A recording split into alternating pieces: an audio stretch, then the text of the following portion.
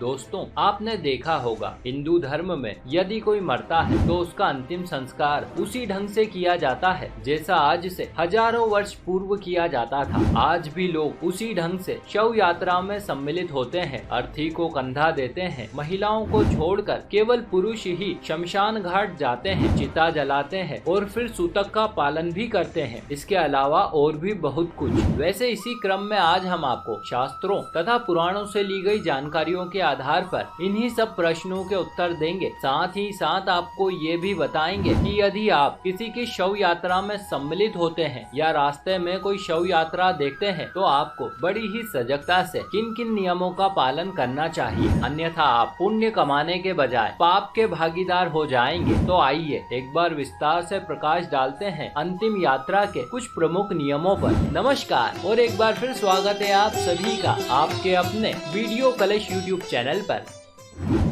दोस्तों, जैसा कि आप सभी जानते ही हैं कि यदि घर परिवार या कुटुंब में किसी की मृत्यु हो जाती है तब शव यात्रा में सम्मिलित होना पड़ता है, किंतु शास्त्रों में ये भी बताया गया है कि हमें उसकी शव यात्रा में भी जाना पड़ता है जो हमारे घर के करीब 100 गज के आसपास के क्षेत्र में रहता हो, अर्थात हमारे पड़ोसी। इतना ही नहीं अपितु गाँव में तो आज भी लोग आस पड़ोस में किसी की मृत्यु हो जाने की दशा में तब तक चूल्हा नहीं जलाते और न ही किसी प्रकार का कोई शुभ कार्य अथवा पूजा पाठ करते हैं जब तक कि उसकी अर्थी ना उठे। वैसे इसके पीछे मान्यता यह है कि जिस स्थान पर शव पड़ा रहता है उसके आसपास का क्षेत्र भी नकारात्मक ऊर्जा से भर जाता है। आसान शब्दों में इसे सूतक कहा जाता है। ये ठीक वैसी ही नकारात्मक ऊर्जा है जैसी सूर्य ग्रहण काल के दौरान होती है, इसीलिए लोग जल्दी से जल्दी अंतिम यात्रा की तैयारी करते हैं। हालांकि दोस्तों, बहुत से लोगों के मन में ये विचार भी रहता है कि शव यात्रा में महिलाएं क्यों नहीं जाती।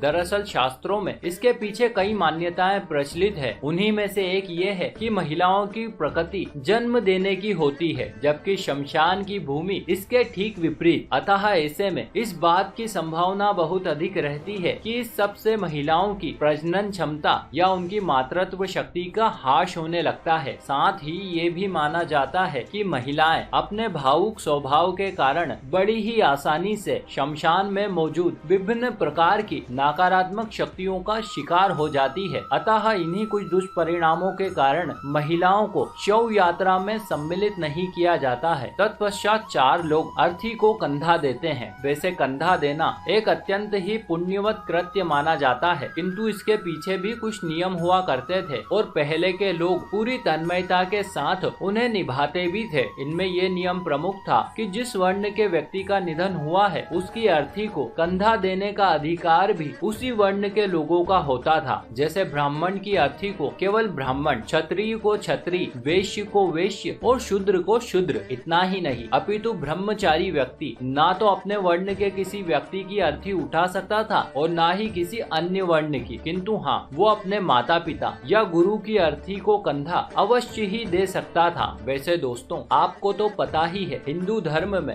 मनुष्य के जन्म से लेकर उसकी मृत्यु तक 16 संस्कार किए जाते हैं। इन्हीं संस्कारों में से 16वां संस्कार अंतिम संस्कार कहलाता है तथा 15वें संस्कार को विवाह अग्नि परिग्रह संस्कार के नाम से जाना जाता है। इसमें प्रयुक्त की गई अग्नि को अवसाद्य अग्नि कहते हैं। इसी अग्नि से विवाह में होम यज्ञ इत्यादि किए जाते हैं। तत्पश्चात दंपति इस पवित्र अग्नि को अपने घर में स्थापित कर देता है और आजीवन इसी से अपने कुल परंपरा के अनुसार सुबह शाम हवन इत्यादि करते हैं। तत्पश्चात परिवार में किसी की मृत्यु की दशा में इसी अग्नि को जलाकर शव यात्रा के आगे आगे ले जाया जाता है ताकि इसी से प्राणी का अंतिम संस्कार भी किया जा सके। एक और शव यात्रा में सम्मिलित लोग राम नाम सत्य है का जयकारा करते हुए शमशान भूमि की ओर बढ़ते हैं, जबकि वहीं दूसरी ओर रास्ते में मिलने वाले लोग शव को प्रणाम कर मन ही मन शिव शिव का जप करते हुए मरने वाले की आत्म शांति के लिए परमात्मा से प्रार्थना करते हैं। दरअसल इस सब के पीछे शास्त्रोक्त मान्यता ये है, जिस मृत आत्मा ने अभी प्राण त्यागे हैं वो इस संसार को छोड़कर सीधे प्रभु के धाम जा रही है। अतः वो प्रणाम करने वाले सभी मनुष्यों के कष्टों तथा दुखों को अपने साथ ले जाता है। वैसे इस संदर्भ में ज्योतिष शास्त्र का मत है कि यदि कोई व्यक्ति शव यात्रा को देखकर ठहर जाता है और उसे प्रणाम करता है तो इससे उसके सभी रुके हुए कार्य पूर्ण होने की संभावना बढ़ जाती है और उसकी समस्त प्रकार की मनोकामनाएं भी पूर्ण होती है और इस प्रकार से अर्थी मुक्ति धाम तक पहुंचती है। वैसे आपको बता दें कि मुक्ति धाम का क्षेत्र यमराज के अधीन आता है और वे इसकी देखरेख के लिए अदृश्य रूप से क्षेत्रज्ञ देव नियुक्त करते हैं। अतः ऐसे में ये बहुत ही जरूरी है कि मुक्ति धाम में प्रवेश करने वाले प्रत्येक व्यक्ति को किसी भी प्रकार की अनुचित वार्तालाप अथवा हंसी मजाक से बचना चाहिए। साथ ही उसे मन में यह भाव भी रखना चाहिए कि मरने के बाद उसे भी यहीं पर लाया जाएगा।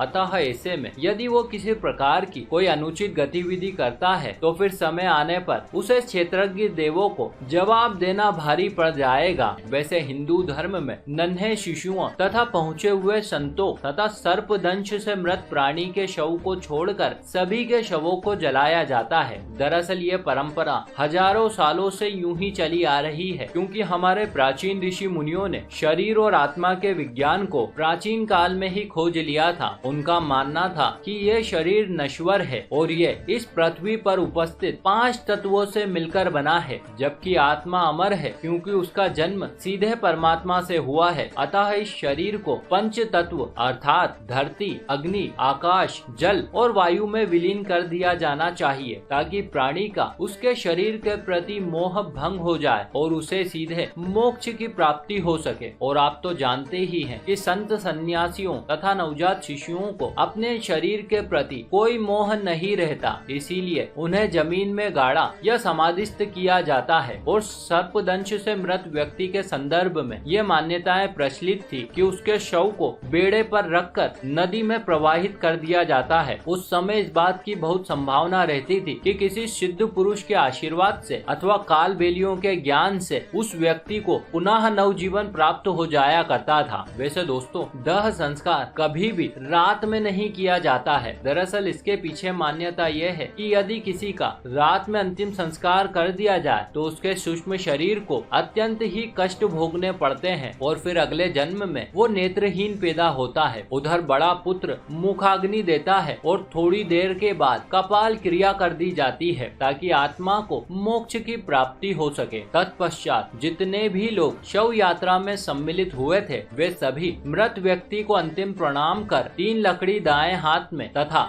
2 लकड़ी बाएं हाथ में रखकर शव की ओर पीठ करके अपने सिर से पीछे शव की ओर फेंक देते हैं और पीछे देखे बिना ही किसी नदी या तालाब में जाकर वस्त्र सहित स्नान करते हुए मृत प्राणी के नाम तथा गोत्र के आगे प्रेत बोलकर अंजुली से जल देकर बिना कुछ कहे पुनः घर की ओर चल देते हैं। दरअसल यहाँ पर पीछे मुड़कर ना देखने तथा बिना चलो कहे घर की ओर चल देने के पीछे मान्यता ये है कि मरने वाला प्राणी जब तक जीवित था तब तक वह आपका सगा, संबंधी, मित्र या रिश्तेदार था, किंतु अब चूंकि वो प्रेत योनि में जा चुका है इसीलिए उसका और आपका अब कोई संबंध नहीं रहा। अब ऐसे में यदि कोई व्यक्ति उसे ज्यादा याद करता है या घर जाते समय चलो शब्द का प्रयोग करता है तो मरने वाला प्राणी प्रेत रूप धरकर उस व्यक्ति के साथ हो जाता है। इसे साधारण शब्दों में प्रेत बाधा कहते हैं। तत्पश्चात घर लौटने के बाद शव यात्रा में सम्मिलित लोगों को दांतों से मिर्च या नीम चबाकर फेंकना तथा